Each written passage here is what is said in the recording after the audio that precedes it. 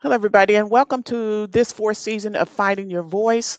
Introducing the Faith on Fire series and welcoming some great authors and entrepreneurs, as well as faith and business leaders who are going to be on the show sharing their stories of faith with works, faith with follow through, faith with action, because faith without works is dead. And this kind of faith is on fire, and the results are astonishing. So I want you to enjoy the show because let me welcome our guest today. Her name is Michelle Briggs. Michelle, welcome to the show. Please tell everyone about yourself. Hi, everyone. My name is Michelle Briggs. I am an author, a speaker, and a healing advocate. I'm very passionate about helping women rediscover themselves after pain, heartbreak, and life's unexpected experiences. And so I am very passionate about that. I want to make sure I want to tell my story in a way that allow people to see that you saw me surviving and now I'm thriving. And I want you to know people always say you know my glory, but you don't know my story. So I want people to know the story behind the glory. Awesome. So now let's get into the Faith on Fire concerning searching for a father's love, a journey of brokenness, healing, and grace. I love that title, but tell us, what is this book about? This book is about my journey of being fatherless, basically. So my father was with my life when I was born. Him and my mom married at a young age. My mom had a second child, which is my brother.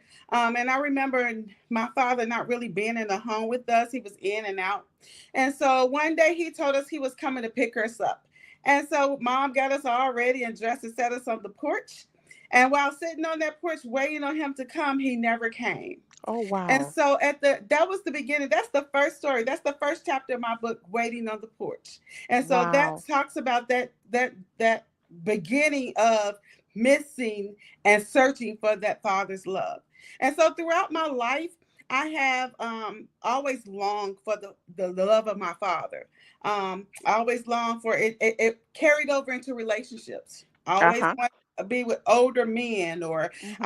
I look to men to validate me and to make Right, sure that I right. was accepted and seen. Hmm. And I know that a lot of women go through that. They're not seen. They feel like they're not chosen. And sometimes we believe if we do more, if I give more of myself, if I give my body away, or whatever I do, then I'm going to be seen. I'm going to be loved, and that's not true. And so I want to just encourage women that there is a father that loves you and you don't have to search anymore. And so that's the end of that journey, because in my brokenness, I learned that the love that I needed the whole time was my heavenly father's love. And he has loved me beyond measures. I talk about some in my book of how I relocated. I was married for 20 years. I was married to my husband. He was a pastor. He decided one day he didn't want to be married anymore. And at that time, I had a 16-year-old at home with me. And Wow. so I told her, I said, baby, you would not feel the effects of a one parent household. I worked 7 days a week so that she would not feel the effects of that one parent household. I got her out of high school. She decided, Mom, I want to go to Virginia where my dad is and go to college. I took her out there. I came back to Arkansas and I said, okay, Michelle, what you want to do with your life? And a lot Yeah, of times yeah. we as women, we lose ourselves. We lose ourselves That's right. in our marriages and our children. And Right. I didn't know what I wanted. I didn't even know how to make a decision by myself. I didn't trust myself enough to make a decision. And so I teetered. And so I was like, I want to move. I want to relocate. I want to start life over. So I started looking online, the top 10 cheapest cities to live in the United States. And Temple, Texas was one. So I Oh, came out wow. to Temple, Texas, and I looked around. I'm like, okay, they got a Walmart and a Sam's Club. You know, I can stay here. I can live here. Small town vibe. I got this. I can't deal with the traffic of Dallas and Houston. But I came in. I liked it. So I went back home, and I was like, okay, I'm gonna start applying for jobs. And so I started applying for jobs. I received a call back for a job, and getting the call back, I was afraid. I was afraid to take this Wow. step. And it was because I was afraid of the uncertainty, because I had never been by myself. I met my ex-husband at the age of 17. We got Wow. married when I was 21 and he was 19. And we Wow. had been together until I was 41. So I didn't know Wow. nothing else and no one else. So it was like I was afraid. And I had a Wow. friend that say to me, "What are you afraid of? Just step out and do it." Right. They said, "You're like a bird in a cage. The door is open and you're just sitting in the cage." So I was like, okay. They're like, "What the worst case scenario? You already have a job in Arkansas. You already have somewhere to live in Arkansas. So the worst case scenario, you just stay in Arkansas." I'm like, okay, that sounds okay. So I Was that came part out. of the past that keeps knocking? So, I was born and raised in Chicago. So that's where my history, where my dad was. And after, Oh. talking about that part of my life, my mom and dad divorced for over 16 years and remarried. And so Mhm. I thought I was going to get a second chance at that father's love. Mhm. Okay, because they remarried, but my father was never really a father to me. He was more of a father to my children than he was to me. And there was times I caught myself being jealous of my children because I felt like they were getting what I was supposed to have gotten. Right. Right. And so I took that time to, I tried to pour into my marriage, even though I could see it was going down the drain. Right. But I tried to, make that work, and that didn't work. And after my father went to prison, about 7 years ago, he's currently still in prison serving a sentence. And so that's why I'm saying today, we can search for love from humans. Of course, we want that humanly love. And of course, we want the love of our fathers, right? And our fathers normally determine what the outcome of our relationship. Sometimes, they always say they're the first men that you fall in love with. But and I noticed that even in my life, I tend to attach to men that represent or had some kind of qualities that reminded me of my father. Is that what you're saying in the book? At, at, Yeah. at that point, The Illusion of Love? I was looking at the title. Yes. Yeah. Yes. Okay. Wow. Because at the age of 15, my mom allowed me to be in a relationship with a 29-year-old because he was in the No. church. Back in the No. day, everything is, don't have sex before marriage, don't do this before marriage. And so I was a very mature young woman. However, and it was a long distance relationship, so it wasn't like a lot of physical contact. It was phone, and we came to like our little meeting because I was born and raised in the Kojic church. So Right. we came to a convocation meeting, and that's when we would see each other. Um, but my mom did allow that, and I really thought that this was gonna be my way out because many times I thought this man is gonna be my savior. He's gonna Oh, come, yeah. Yeah. The answer to my problem yes, because he's gonna mm. love me, right? Without really examining who this guy really is behind all Yes, of this. Wow. yes, That's yes. dangerous too. It is. It Mhm. is. And I realized because my mom is very hardcore. They back in her day and time, they didn't talk about because she said people, and she said to me recently. She said, people are talking about not having their father, but my father was never there, and it didn't bother me. So, it's like emotionalists. Like they're taught to be strong. And I have a chapter. I'm writing another book that's coming out this month. It's called Loving Me While Becoming. And I talk about the strong woman. Sometimes we as strong women, we think that's a flex. That's not a flex because you're strong. Because people tend to dump on you, and you tend to never, expose who you really are. That's just an excuse for what you're hiding really behind all of that. So I Exactly. agree. So when you get Exactly. to the breaking point on chapter 7, what happens there? So in chapter 7, I'm talking about that point where I'm like, okay, what am I to do? Right. Because I have a father, right? And I had to Right. learn how to forgive. Right. And Now I have a chapter there say about that again, I Michelle. had to learn to forgive. That's it right Sometimes we there. believe that we're forgiving for the other person, but you're really forgiving for For yourself. yourself. Forgiveness is always for you. That's the beginning of your journey of healing. Absolutely. Okay, because I do have a business called Journey to Heal. So I want to walk people through their healing process Yeah. because the And healing starts with the forgiveness. Paul Yeah. says it and he says it, lay aside every weight and the sin. That's the stuff Mm-hmm. we carry around when we don't forgive. We're carrying around the past and we bring it to the future. And even if you were to find the Mm-hmm. perfect mate, you got all this garbage you got Baggage. carrying around and all Mm-hmm. this baggage, and that Mm-hmm. will affect how you treat him, how you see him, how you filter the things that he does that Mm-hmm. may not be what you think they are because of your past. You Mm-hmm. scrutinizing him. That is so true. It's so Mm-hmm. important to get rid of the weight and the sin of your past. Mm-hmm. And that also can cause trauma bonds.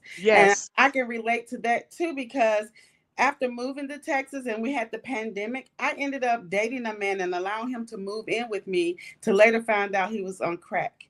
So I really beat myself up really hard because I'm like, I'm 50 years old and I feel like I'm going backwards instead of forwards. And sometimes we have to learn because I was still searching.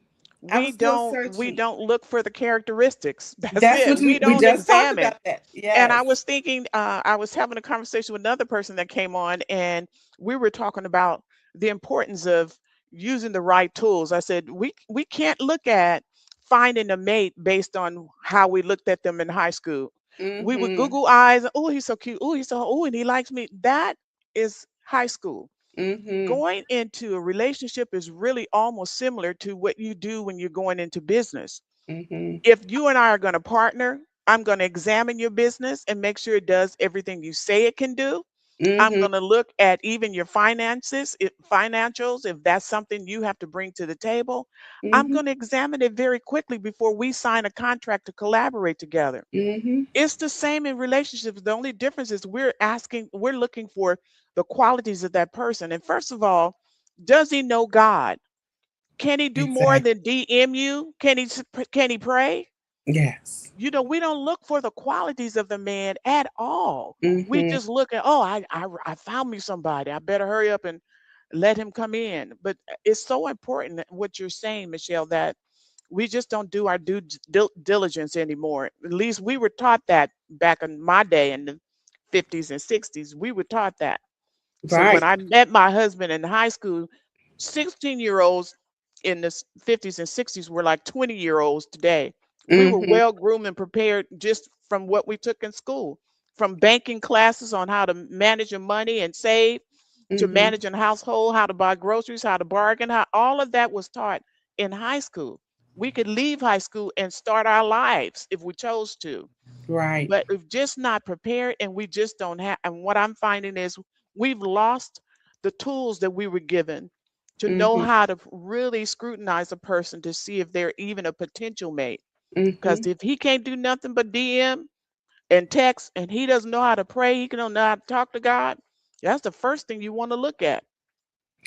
We should be looking for Christ-like character. Girl, he Yes. better know him, Yes. not Yes. just on the surface. There's a Exactly. quality requirements in scripture of what a man of the household is required to do. He better know his job. He better Exactly. know God because God is first in my life and my husband Mhm. knows that. He's second. And Mhm. I know that I'm second in my husband's life. Because God is first in his. And Mhm. that's so important. Girl, we are all the time with just your good news and all your wonderful examples. You have it going on over there. I am enjoying this. I got the ebook of your story because the minute I saw the cover, I related to it right away.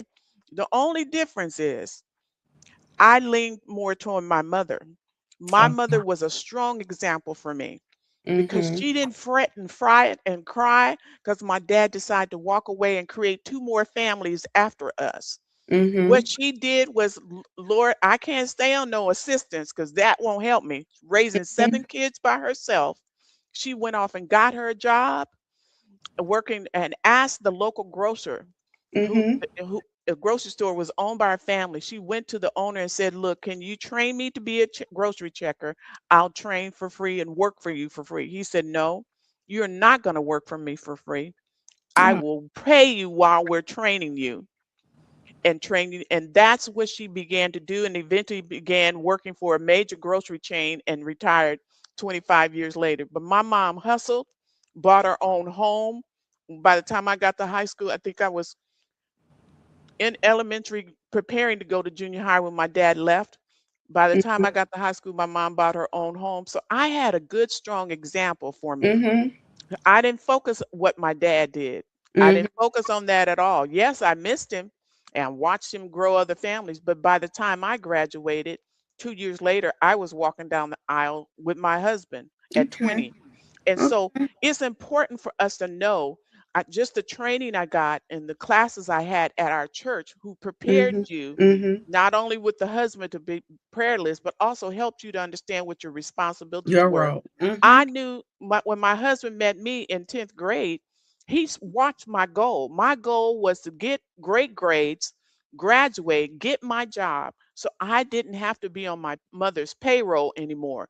I Mhm. watched her sacrifice for us, and I had two more siblings after me still in school. So the goal for me, I didn't have time for guys. I wanted to Mhm. get out of here, get out of high school, and make sure I was no longer on my mother's payroll. Mhm. And so when he saw that, he knew that if he was going to approach me, he had to get his stuff together. So we Mhm. dated 2 weeks. That was it. Oh wow. We didn't Oh, they connect. don't do that anymore. No, no. He on the 12th grade, last day of 12th grade graduation, he walked up to ask me to sign my yearbook. Now, keep in mind, we hadn't had conversation for 2 years after the little Mhm. 2 week experience. Mhm. And that's when he wrote my yearbook proposal to the woman who would be my wife one day. Oh, Right. he knew He it. knew where I was Mhm. heading. And Mhm. he knew there was no way I was going to entertain him at all unless you were heading in a similar direction. And Mhm. that's what he did. Got his life together, made sure he had his career going. And that's when he came back a year after graduation and called me. Didn't know he had my number. We started talking like we had never stopped talking. Oh wow. And we dated and got engaged later on that year. So I'm saying that if we pay attention to the qualities and stop getting mesmerized by the things that won't build a lasting relationship, because they won't. Right. I Amen. call them conditions, and conditions change over time. He got Amen. to have this. He got to have this kind of money. He got to have this. Drive this kind of car. Live at Yeah, this. none Yeah. of that matters. My Mm-mm. husband got laid off 2 weeks before the wedding. Does that mean I call it off? My mother asked me, "Do you want to call it off?" I said, "No, that wasn't his fault. What it Mm-mm. gave me was to see what kind of husband I had." He got out there and hustled, got Yeah. another job within 2 weeks, and Right. then made sure it was his goal to make more money than me. I was already working for government for a Mhm. year. He wanted to make more than me and did that within 5 years. That was his manly goal. It wasn't a Mhm. requirement of mine, but he made more than me for the rest of our marriage. So I'm saying stop looking at the stuff that don't matter, doesn't count, the things that will change in time. What he looks like will change in a few years. That's My right. husband had a full afro, that's gone now. So what are you saying? I've watched women who where things flipped in their marriages and they walked away from them. Mhm. And so you got to know what you're signing up for. Covenant is real. God is real. And if he's not in the middle of it, then it's not going to work anyway. If you didn't Mhm. include God in the decision, you're not going to make it. So let's be clear. That third cord is important. That's You true. either want a rope or a braid. Which one? Hmm. So that's my story, Michelle. And I can relate to everything you're saying. So you stay on the charge you've been given. It's so needed in the world right now. I'm grateful for the new book that you have coming out. Please make sure the audience, please make sure you connect with Michelle. She's provided you with her website address. Her book, Searching for a Father's Love, is available. She showed you how brokenness can affect your choices and your decisions. So you make sure you want to heal. I have another book recommended that I give to everybody single, Michelle, and I'm gonna share this with you. It's called Love is a Choice. Okay. How to identify if you have codependency issues even before you get started. Because Yeah. if you don't clear that up, codependency is not about drugs. It's about how Mhm. you love too. And Mhm. Michelle broke it down in her conversation here today. Codependency is real, and you better deal with that before you even Mhm. think about. Get the workbook only, not the book, but just the workbook. I gave it to my girls my adult daughters too, and make sure they want to clear up anything. So get Michelle's book. She's got another one coming out. Make sure you connect with her on her website. Michelle, give us your closing comments. I just want to thank everyone. I want to thank you, Dr. Velma, for having me on today. I appreciate you so much and just paving the way for a young woman like me to step in your shoes, which are big shoes to fill. But I'm determined. I'm so passionate Come about on. helping my people and helping women develop and grow. We don't have to be doormats. We don't have to stay stuck. We don't have to be broken. God came to heal us and make us whole. Yep. And so I always talk about, he said that I come that you might have life and more abundantly. And sometimes people think that that abundant life is in heaven, but God intended for us to have abundant life right here on earth. And so I want to make sure that everyone have that abundant life. I don't want to go on this journey by myself, but I want everybody to come along and go on the journey to heal with me. Absolutely. Thank you so much, Michelle. It's been a pleasure to have you today. Well, you heard it. I said faith on fire. Did you hear it? Did you hear the fire behind everything she's doing and what she has coming up? You better reach out and connect with her to hear more. Thank you so much for listening today. God bless everybody.